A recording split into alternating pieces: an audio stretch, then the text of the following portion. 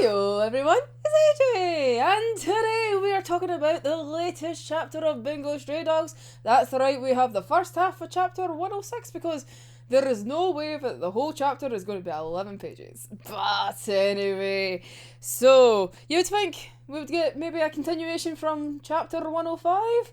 Fuck no, of course not, because this is Asagiri. We have to have a little cut somewhere else because why not? Like, doesn't seem like I could just drown for the moment, you know? Let's just, like, do what we do and just, like, cut somewhere else because, well, it's Bungo Stray Dogs after all. And we start off the chapter with Aya. So, Aya's still okay! Yay! Well, I would say yay, but it's like, sadness. Fuck. It hurts. Like, this poor wee lassie, man. Honestly, like, she's... Oh, I just want to hug the lassie. Like, it sounds like she just had a shit fucking life, and yet, like, she can be so spunky and everything like that. I'm like, oh, hen. Like, see her and Kurakida. Like, obviously when they had, like, their wee mini adventure together, like, with the bomb and everything like that, like, fucking what feels like decades ago. Like, see how they match, like, personality-wise makes so much sense. Like... Aya just had so much shit just thrown onto her, and yet she still tries to do, like, well and everything like that, and tries to do good in her own little, like, sassy way. Especially as we're getting this backstory for her, and how, like, she lost her mother very young, and then basically her father, like, is a dick. That's what I'm just coming out and saying that her dad is a fucking dick. Like, comparing her to, like, her older sister and saying, like, why can't you be basically, like, perfect like your older sister? Like, she does this, she does that, and it's like, you want to do this? No. Like, the man leaves her, like, his child alone. Like, she does, like, a whole, like, karate demonstration thing. He doesn't even bother to go pick her up, because it's like, no, that's not, like, elegant and shit. Like, that isn't preparing you to be, like, a proper, perfect, like, woman and shit. Like, oh, mate, fucking hate him. And it's like, why can't you be perfect like your mum? And then, like, years later, her older sister dies. Like, she has no luck in this family. So now she's basically fighting against the, how perfect, like, her mum and her sister were in her dad's eyes. And see the sad, like, the wee quote is like, oh, you can't compete against, like, how perfect, like, the dead are. And it's like, what the fuck? Like, this guy is an absolute cunt. Like, no. Like, get it. Aye, he's grieving and shit, alright? And some people, like, turn absolutely horrid shits. Like, obviously, he lost his wife and he lost his daughter, right? But would you not want to try and treasure, like, the people that are still alive? Also, they are a young child. A child. Like, you cannot force this perfectionism on a child.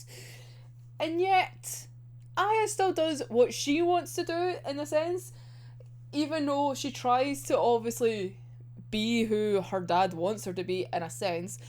Still doesn't stop her from doing what she wants to do and how she wants to set her life. Yet she feels conflicted all the time about it. And I'm just like, you are, like, 9 years old. You should not be having, like, existential crises about what your life should be like. Just because your dad is forcing you to try and be perfect like his wife and his, like, eldest daughter. Like, that's not on you, hen. Oh, honestly. It's so heartbreaking just reading that. And that's only, like, 3 pages. That is 3 pages out of this chapter, and my heart's already broken for this wee lassie. Like, the celebration of, yay, she's alive! Because obviously the last time we saw her, Akutagawa found him, and it was basically kind of like, yeah, you're meant to kill her now. Like, but she's alive! Hey! And basically she wakes up, and Bram's like, oh, you're awake. Finally, peasant. And it turns out she's, like, high up in, like, the roof in, like, the airport kind of thing, like, in a spire. And it's like, yeah, just be careful, like, you don't fall. Bram just goes on, well, I say he goes on.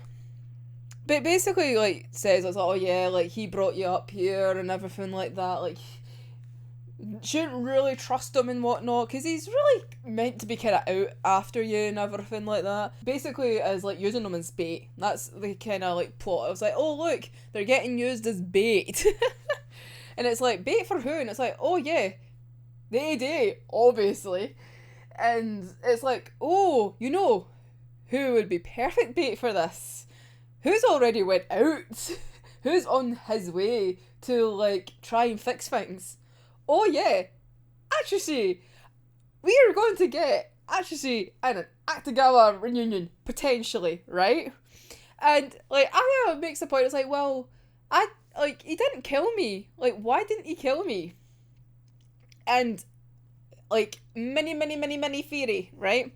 You know how, like, been talking about, like, how Chuya seems to be becoming more human, right? What if, right, Akutagawa, because obviously if it wasn't like Akutagawa's eyes were also getting a wee bit more human-y, right? Not as vampire-y. Like, what if he still has, like, his sense of self is, like, came back in?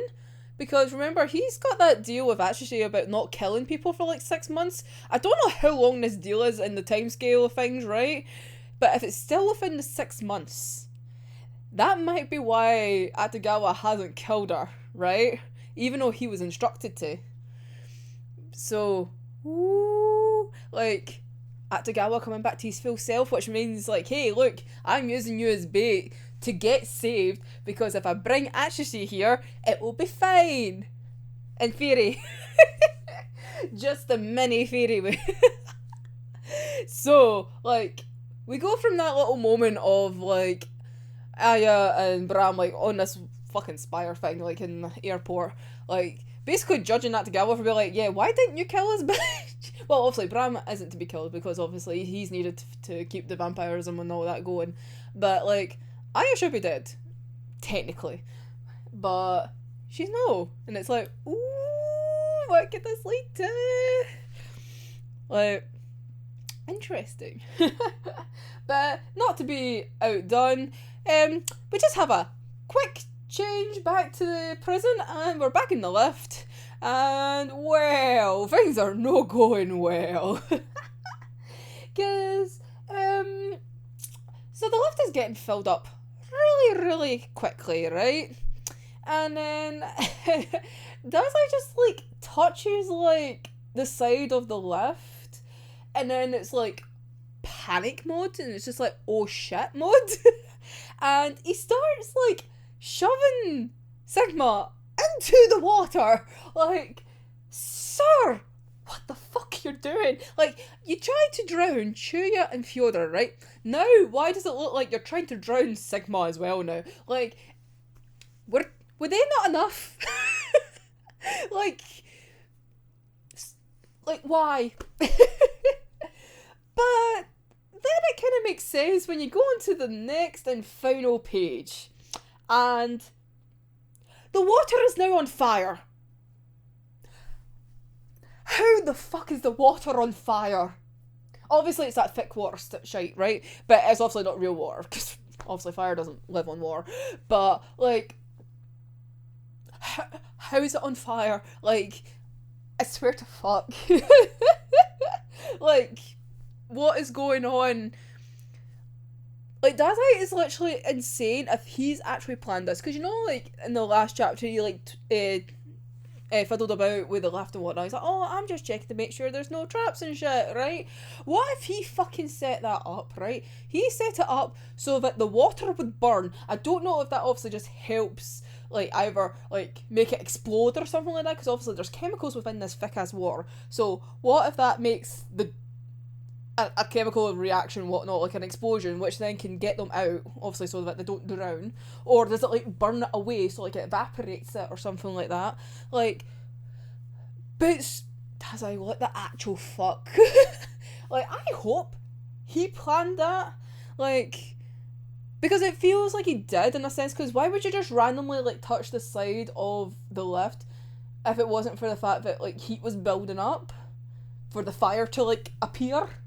Right? I don't know.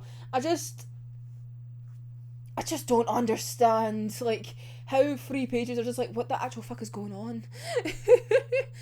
I know I'm saying this as a fucking Bungo fan, and I know that this is how it goes, but, like, there's fire on water.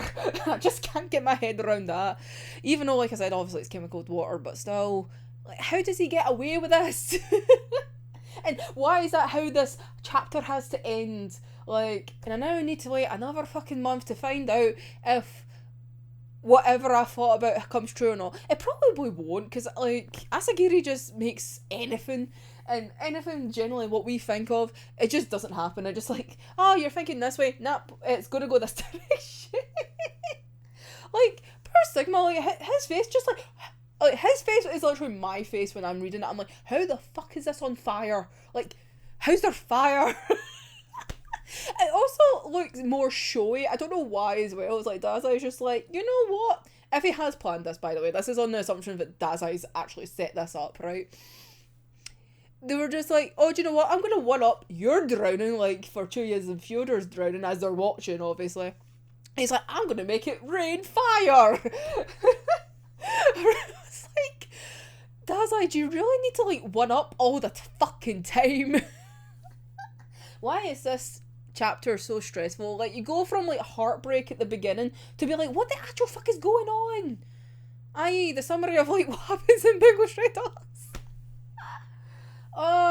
But yeah, so that's, like, the end of the chapter. So, what, like, 10 pages, wee halfy chapter, and we're left with pain. That is all there is. So, let me know your wee thoughts down below, what you thought of the chapter, like, what the actual fuck is going on? What do you think's gonna happen? Like, do you think, like, what happens in the lift is just gonna, like, work out okay? Like, I think it will work out okay, because obviously this is Dazai and shit, but how do you think they're gonna get out of this? Because there's no fire. Never mind drowning, there's fire. And it's heating up. So it's warm, thick-ass water. Not even just normal thick-ass water, it's warm as fuck hot water. Like, I just can't with this series. But anyway, we'll be back next month where we hopefully should get a conclusion to this whole lift situation, or it'll probably just be even more flames for another chapter. So then, then they'll cut to another part. They'll cut to back to Aya now, because they've been teasing just like, hey, by the way, Aya's still alive. So let's go back for 2 seconds, then go back and follow Aya for like 10 fucking chapters. That's probably what's gonna happen now. Fuck. Anyway, so if you want more Bungo Stray Dogs, you can find it here on the lovely channel. I have a big ass playlist now, which I've just realised now as I keep having to tag it, and I'm like, oh fuck. But anyway, yay for content. But anyway, until next time, I'm AJ, and I'll see you in the next one. Bye bye.